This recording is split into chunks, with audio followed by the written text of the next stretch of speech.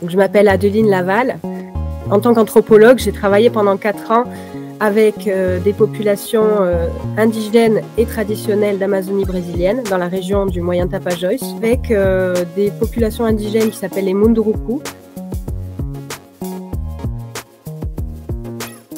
Les Munduruku, ils ont une relation très particulière avec la forêt, parce que la forêt, c'est leur monde, et le fleuve, c'est également leur monde. Et donc, ils se nourrissent à travers ce fleuve et à travers cette forêt, et ils y font tout, en fait. Donc, il y a plusieurs menaces qui pèsent sur les épaules de ces populations locales. Il y a tout d'abord donc les projets d'extractivistes, les orpailleurs, les projets de transition énergétique mis en place par le Brésil depuis plusieurs années, depuis une dizaine d'années.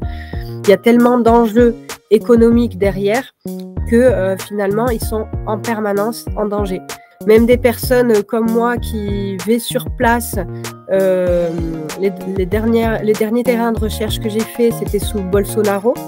Et là, lors de différentes conférences, j'ai été prise en photo, menacée, suivie parfois, juste parce que je travaille avec les populations indigènes. Donc on peut imaginer quelle est la pression qu'ils subissent au quotidien, eux qui vivent en permanence sur place.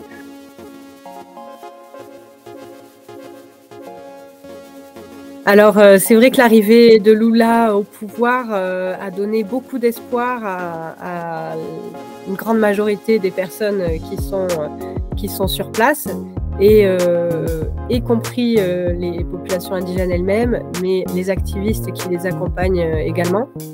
En fait, selon moi, on sortirait de cette situation déjà en garantissant le maintien de ces populations sur place, parce que leur présence sur place, en soi, garantit le maintien de la forêt et des ressources forestières.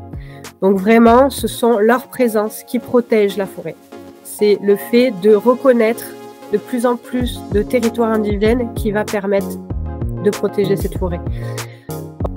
Donc aujourd'hui, il faut bien comprendre que ce sont des gens qui ont des stratégies politiques. Ça a toujours été des populations guerrières, donc ils savent très bien mener des guerres et des batailles. Et ils le disent eux-mêmes, on n'a jamais perdu de bataille. Les Munduruku n'ont jamais perdu de bataille.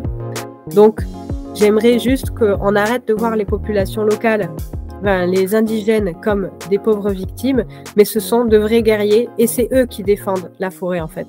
C'est leur parole qu'il faut porter.